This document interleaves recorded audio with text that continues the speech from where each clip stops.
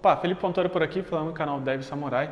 E se você é uma pessoa que lidar na área de TI, você é uma pessoa que lidar com a área de suporte ou comunica com a maioria das pessoas aí que não é da área de TI, talvez você esteja se perguntando ou já se perguntou um dia porque os usuários aí de programa, usuários de computadores, não entendem o que você fala. E tem muita gente desse meio que até fala o seguinte: pô, mas que cara burro! Não que isso seja uma verdade ou não.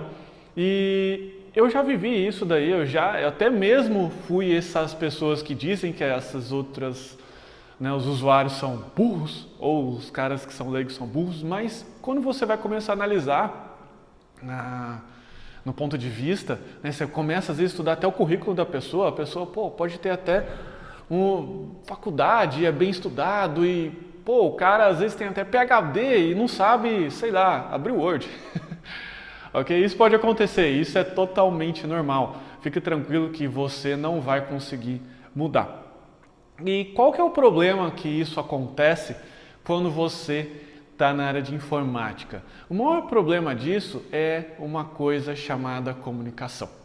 Ok? E o que é comunicação? Comunicação é o processo de você conseguir transferir alguma coisa que está aqui para o que está aí.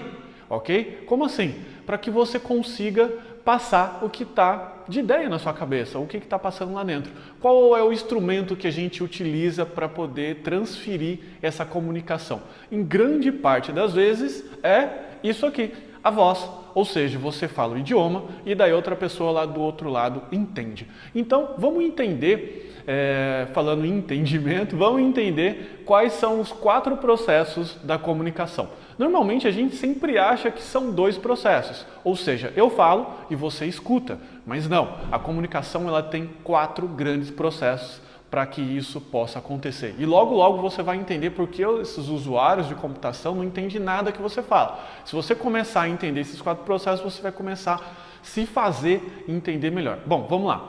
Primeiro processo. O primeiro processo da comunicação, ele acontece aqui, ou seja, você formaliza, você pensa. Então, para que isso aconteça bem, primeiro você tem que entender o que você está querendo entender, ou melhor, perguntar. Existe uma máxima por aí que é: faça a pergunta de uma maneira correta que você vai obter a resposta. Então, na grande maioria das vezes, você não está conseguindo formular, ou então as coisas estão um pouco confusas na sua mente ainda e nem você se acertou.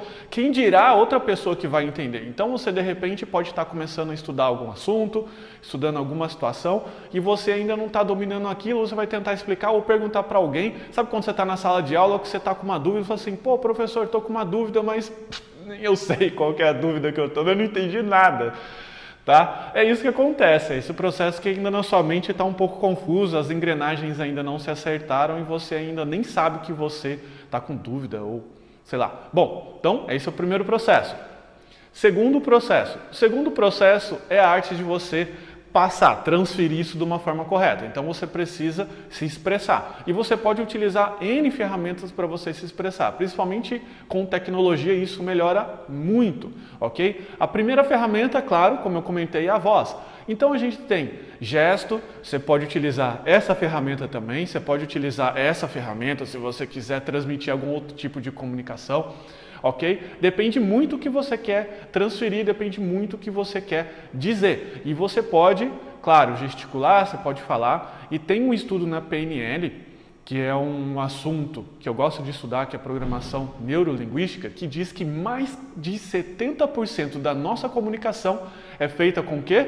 Com gestos. E é por isso que eu gravo vídeo, porque eu consigo, através da internet, passar a minha comunicação, além do dado, né, que eu falando, também com uma forma expressiva. Ok? Então você pode utilizar todas essas ferramentas. Você pode utilizar vídeo, você pode utilizar sua voz como ferramenta, você pode utilizar o seu corpo, você pode utilizar a escrita, você pode utilizar até inclusive, dependendo do caso, apresentações em PowerPoints gravadas ou então para alguém. Pode utilizar também uma coisa que a gente utiliza muito, é aquela lousa ali, ok? Em que você chega num ponto que a pessoa não está entendendo, daí você faz um desenho lá, explica, faz uns rabiscos e entendi o que você está querendo dizer, ok? Então você, nesse segundo processo, usa um meio de comunicação, que é a sua ferramenta. E o terceiro passo é a pessoa escutar. Então a pessoa, se ela tem que estar propensa a escutar. Às vezes a pessoa está com algum problema, ou então às vezes a pessoa não gosta de você, ou então, sabe, tem um preconceito e a pessoa cria um bloqueio, ela coloca um muro assim na nossa frente e ela fala assim, olha, eu nem sei, eu não gosto disso, não quero saber, e estraga toda a comunicação. E o quarto e último ponto é a pessoa materializar aquilo na mente dela. Por quê? Porque ela precisa entender. Então você começa a perceber que o processo de comunicação, ele não é só um processo de transmissão e recepção, ele é um processo de entendimento, então ele é um processo complexo. E quando você quando você tem esse processo de comunicação, que já é complexo por si só, tratando de um assunto ainda mais complexo como o TI, você tem um desastre na comunicação, ok? Então o que acontece? As pessoas começam a ter repulsão. Daí começa a falar o seguinte, puta, lá vem aquele cara de novo da TI, aquele cara que fala que eu não entendo nada, e você fica do outro lado falando assim, pô, lá vem aquele usuário de TI, aquele cara lá não entende nada de nada, cara burro. Ok? Claro que ninguém ali é burro no processo, porque ambas as pessoas, dependendo do lado que você está observando, vai te achar que você não entende nada do que você está falando. Mas o grande problema é a comunicação. E aqui vai algumas dicas para que você possa melhorar a comunicação, ou seja, se fazer entender melhor e fazer com que o outro lado te entenda também, já que você sabe quais são os 4 passos da comunicação. Então, primeira dica é, seja simpático, porque se você criar um bloqueio de entendimento, bloqueio de comunicação, você pode ser o cara que vai explicar, o melhor cara que explica do mundo, você pode ser o melhor professor do mundo, você pode tentar explicar do melhor jeito possível. Se a pessoa criar um bloqueio mental ali, ela não vai te entender. É aquilo que a minha mãe fala, entra pelo ouvido e sai pelo outro, ok? Esse é o bloqueio mental.